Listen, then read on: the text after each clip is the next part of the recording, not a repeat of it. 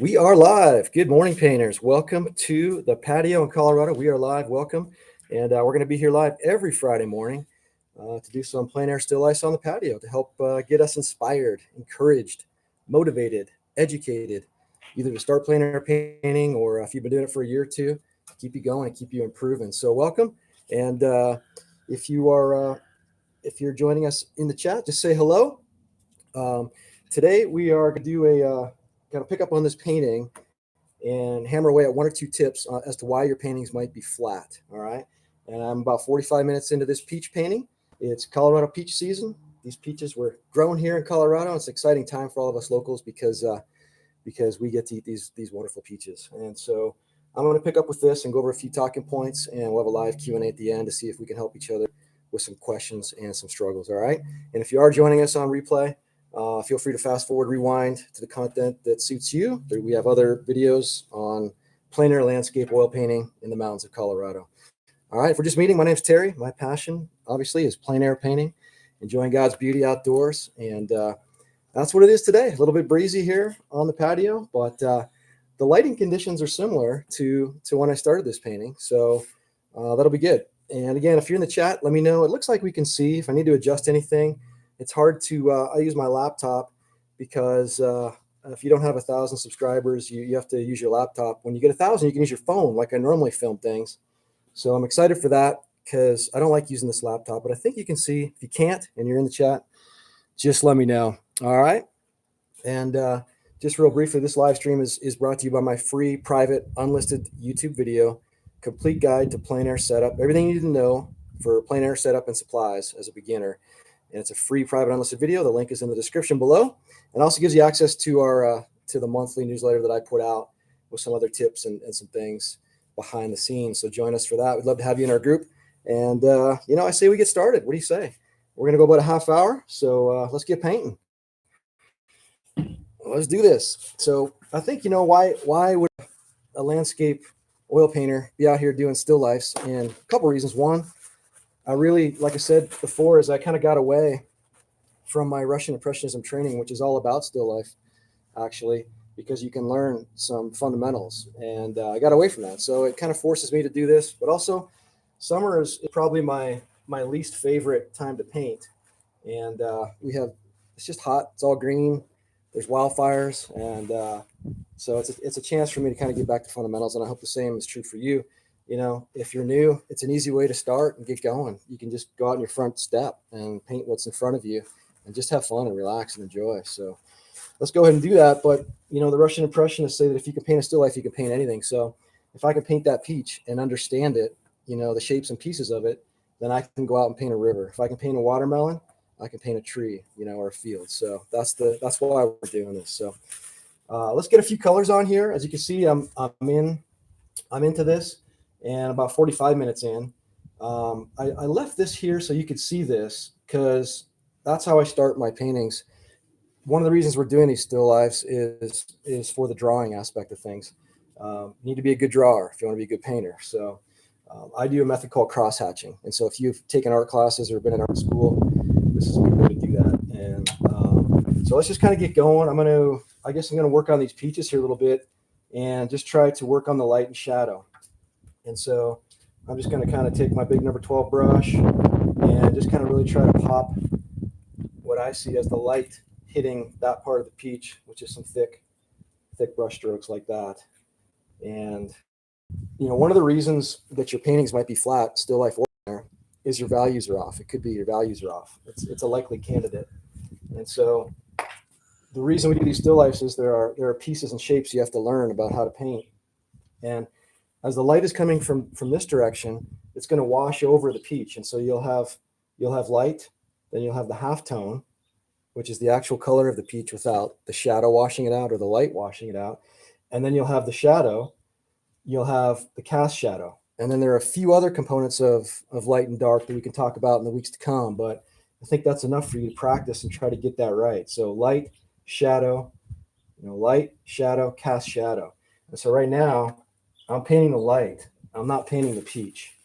And I want to compare, So the reason your values might be off is just inexperience, but also you want to study and compare.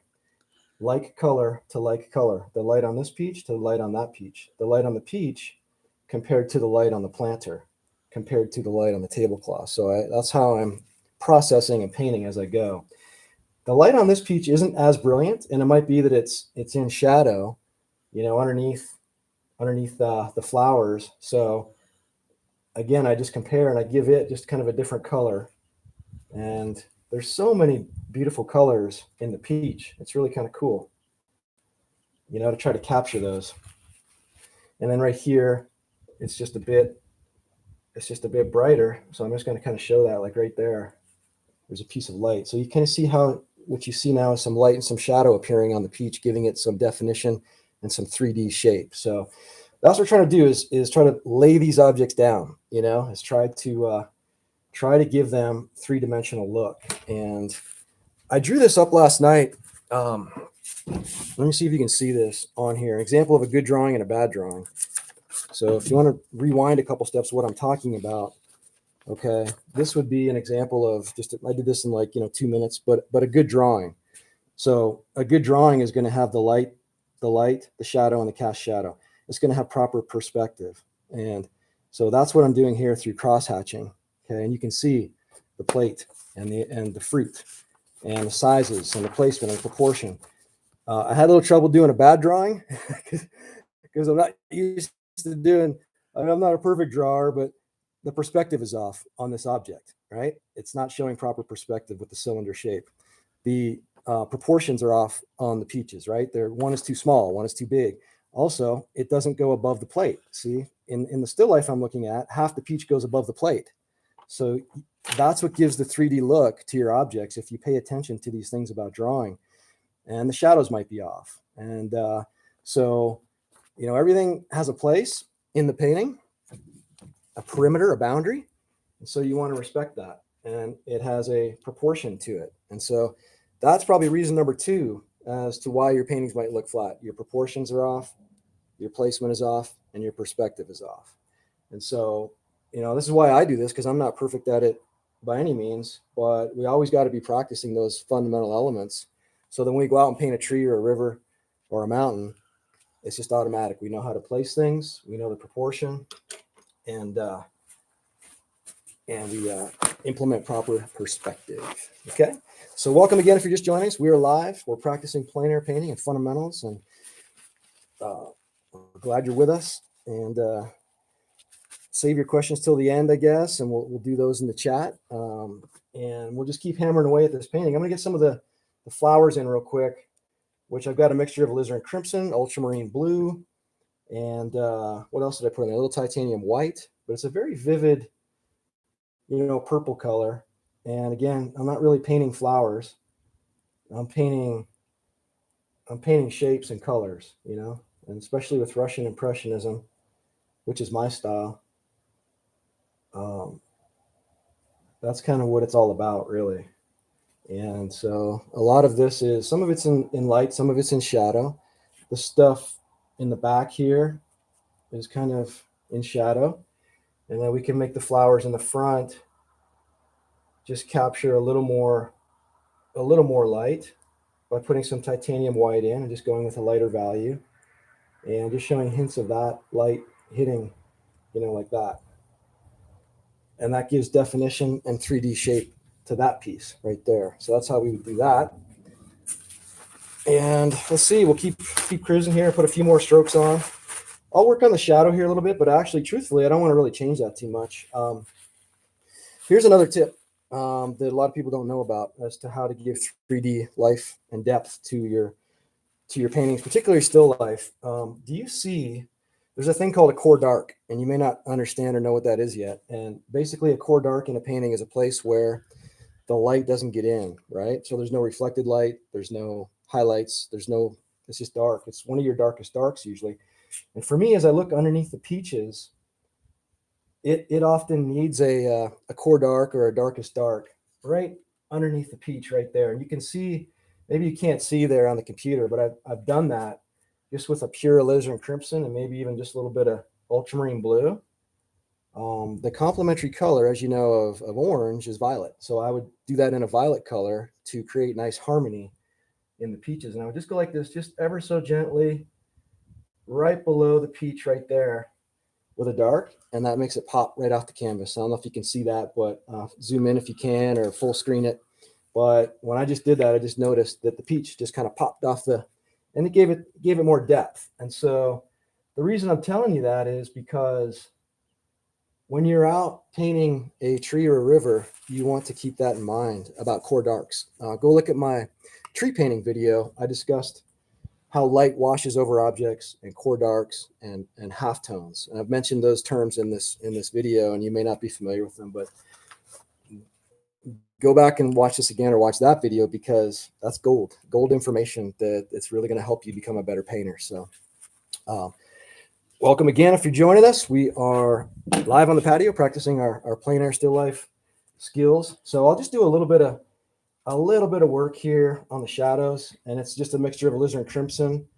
I've got some cerulean blue and a little bit of orange. So kind of doing that kind of warm, cool mix here for the shadows of this peach.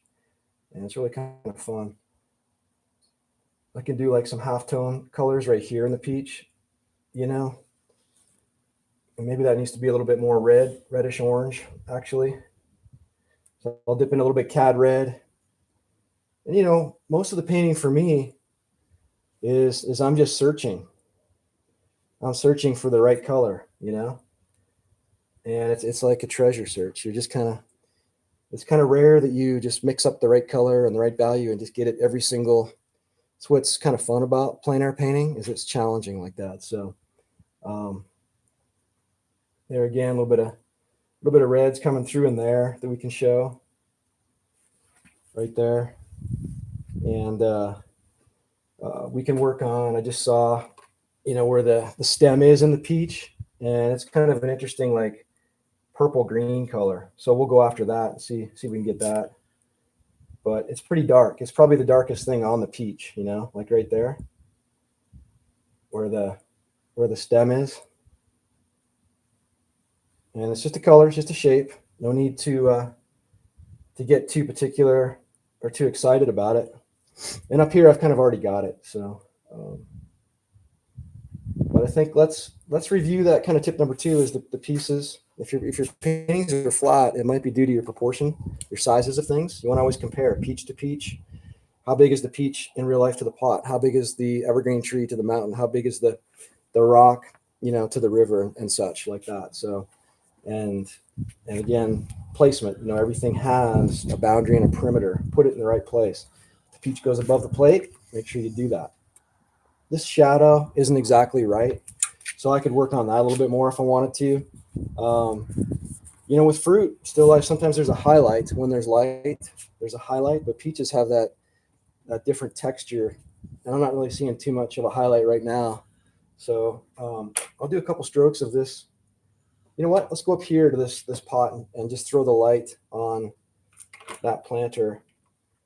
And it's kind of mixed up a violet base, with alizarin crimson and some orange, and then some cad yellow light. But when the light hits this, that's my light spot right there. So I just want to be aware of that.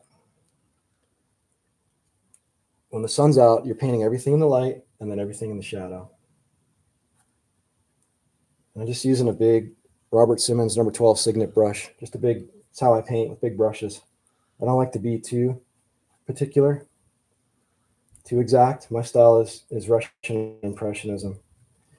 And sometimes I just like to kind of sometimes jack around with a palette knife, in my strokes. You can do it right there. You can kind of blend, right here to show some atmosphere, stuff like this, which is kind of fun. And, feel free to experiment, just have fun. That's why we paint when we're kids, right? So you look at kids and it's like every kid just seems to start out painting and drawing, don't they? Because they love it, and then we get away from that as adults, don't we? Because we got to get serious in life. But play with your paintings, some of the best painters are those that are creative and try unique things. And so don't be afraid to do that. But yeah, the light's coming out in full bore right now. So I'm seeing my light and shadow a little more clearly right here. And this is kind of cool. I'm just going to try to catch this while I see it. The flowers are hanging over. They're hanging over the planter like this, and they're creating light and shadow in my light piece. And I just love that. Like I love cloud shadows on a mountain. I love painting that. So I'm going to try to just throw in a couple shadow pieces right now. See how it looks of that. Just like that. Just suggestive. Sometimes less is more. I could try to sit there and paint every flower if I wanted to, but I don't think that's a good idea. So this color's probably off a little bit, maybe. I don't know how well you can see these colors with this laptop camera, but it's probably off a little bit. It's a grayish purple color, but it's okay. We'll leave it for now. But if you wanted to do the design in that planter, it has a design to it. I would take a dark color, but if it were me, I wouldn't really try to detail it too much to death. You could just kind of take a palette knife and just show hints and suggestions of like a design in there, and then just kind of leave it at that.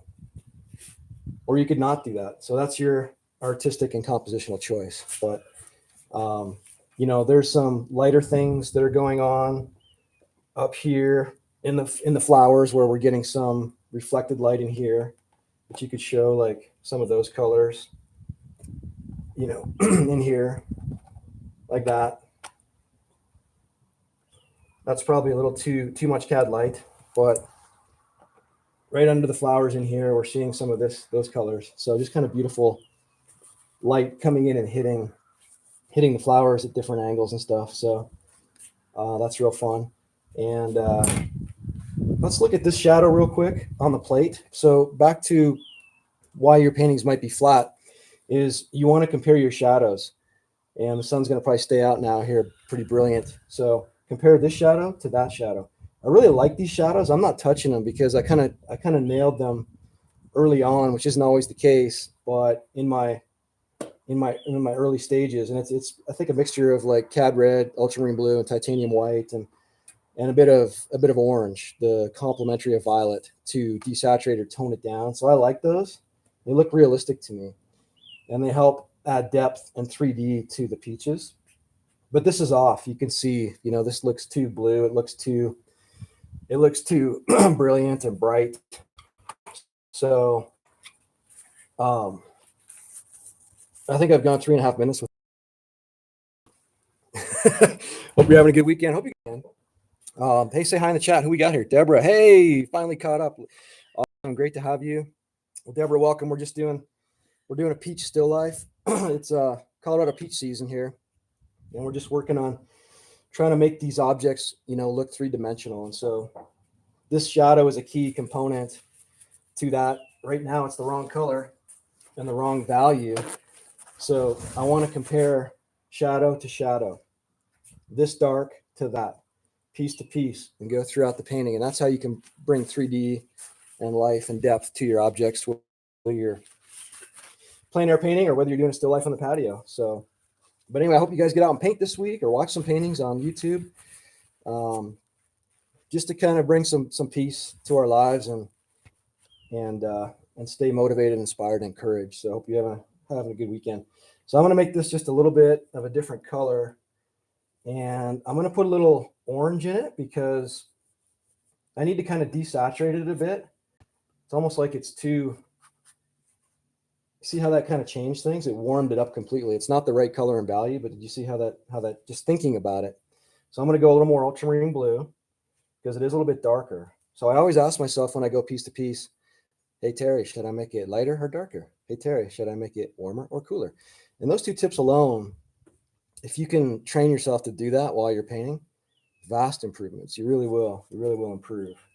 So let's go a little darker with that. Just a little more ultramarine blue. Like that. And yeah, that's more like it. And so that would probably work just like that, and that contrasts nicely with the light on the coming in on the tablecloth. And I could work on the light on the tablecloth a little bit more. I haven't really gotten that far yet, but I left that like that so you can see my cross hatching technique of drawing. Really, really important. That's why we're doing all this. is so we can become better drawers and better painters. If you can draw well, you're going to paint well. That's really how it goes. If your drawing is off, your painting is going to be off. That's just a fact. It doesn't matter how flashy you are with brushstrokes. You got to have that good foundation, and then you got to have your value foundation. 3 or 4 strong foundational structural values.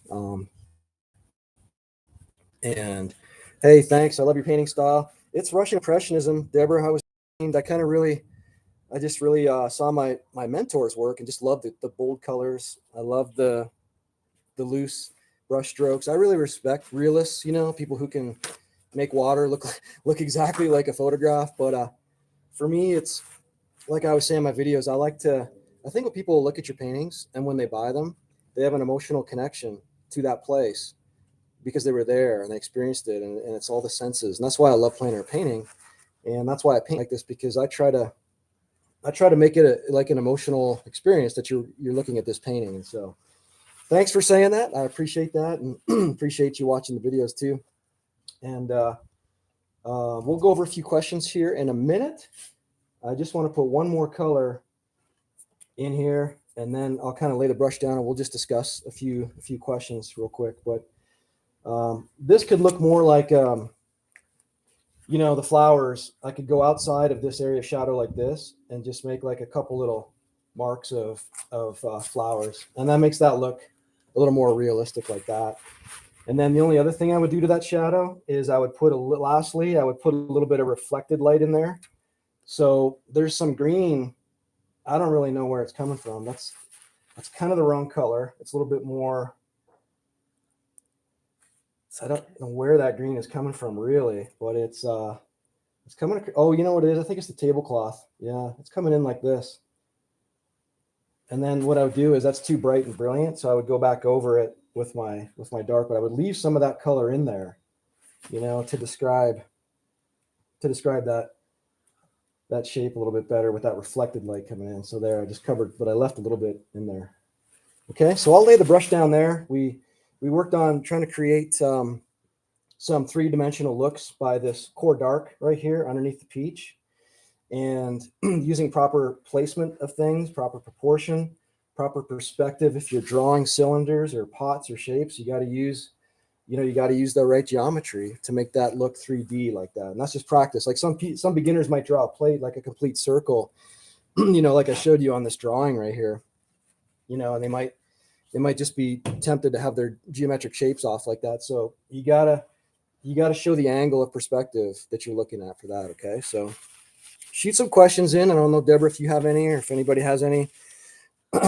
We can talk about,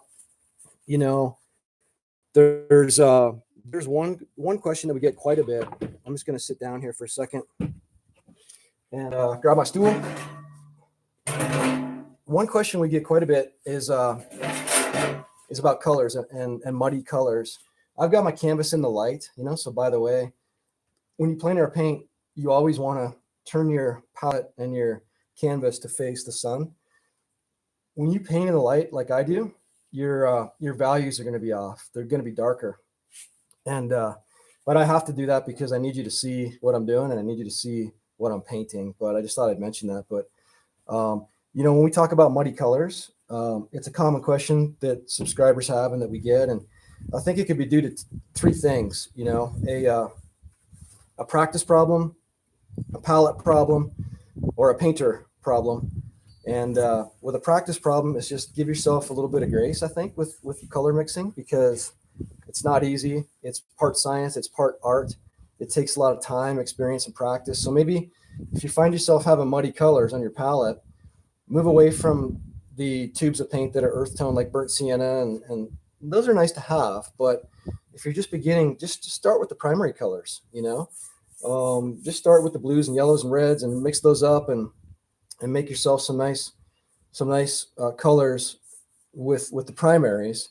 And I think that's a better way to go than relying on out of the tube colors. So it could be a practice problem. It could be a palette problem. Whenever you want to keep a neat palette, and I don't always do that, but you want to put your puddles of paint beside one another, put your darks next to each other and your lights next to each other. and compare. So you want to use your palette not just to mix stuff up, but to compare. It's like your cheat sheet, your notes, you know. And then lastly, it could be a painter problem. You could be a messy painter, man. You could there's sometimes you want to be messy because you want those happy accents on your brush, but if you really want to knock in a clean color like a highlight, clean your brush or use a different brush. Don't go, mix into different piles like that if you're trying to just knock out a clean color. And then mix with your palette knife. Mix your colors with your palette knife. Mix them up, put them in a puddle, and then dip your brush in. So there's a few tips on how to not get muddy colors. It's a tough one. It just takes a lot of time. But if you have other questions, fire them at me. I'm gonna look at the chat because it is. I'm finding a place to paint. I live in a populated county in Texas. I'm older, have to be careful. Yeah, good point. I mean, that's a great point, Deborah. I think two things for that. One is, what motivates you to get out and paint? What do you want to paint? Like, do you like to paint cityscapes? Do you like to paint buildings, or do you like to paint, fields and trees and rivers? And so that's one thing. But the other is, I would just stick around the house like what I'm doing. I'm on my patio. I'm 10 steps from my front door, completely safe. And yeah, I don't get to paint. I mean, I can turn around and paint that way and paint mountains, which I do all the time. But painting fun things like this, flowers and still lifes and just other objects, is a great way to start and a great way to go too, I think. So I think that might help you. I think that's a good idea. What do you think? I think the first thing is, just get your stuff, get your gear, and it doesn't have to be costly. You can go to, I have links to dickblick.com. It's an awesome art supply. There's Jerry's, Artorama. There's other. You just go to Hobby Lobby or local stores and just get brushes and paints and just start pretty cheaply like that. So, but I encourage you, Deborah, to get out there. And yeah, you like to do landscapes, and so, I would just maybe have someone go with you. I mean, part of plein air painting is maybe see if you can get a plein air painting buddy, or even if they don't paint, maybe they can read while they paint and would just like to be with you, and that's an idea. So you can go somewhere so you're not by yourself. But I would try to stick close to home at first. That's what I did when I first started painting. There was like a park across from my house, and I just painted like a tree, and then I kind of got brave and ventured out from there. So, but I encourage you, Deborah, to get out there, be safe, of course, but stick near the house and just try to be creative with ideas on who you could go with and how you could do that. But those are kind of my ideas, top of the head. And you have lots of gear. Yeah. I've been buying stuff for years. I know it's addictive, isn't it? It's like every time stuff comes from dickblick.com, I'm like, yes, Christmas came early. I love getting new brushes, new stuff, and always checking out the new gear. Yeah, Millie's laying beside me in the shade here. She's a little scared. The neighbor builds houses and it's loud. He's hammering, so she's freaking out. But yeah, let me know how it goes. Get out there and, I don't know, drag someone with you, man. But even if you can't, I would just maybe go somewhere in a populated place and stay safe. But get out there, you can do it. And I encourage you to keep going. And yeah, you got a French and a Gorilla. Yeah, those are good. A little pochade box. You don't have to have a big.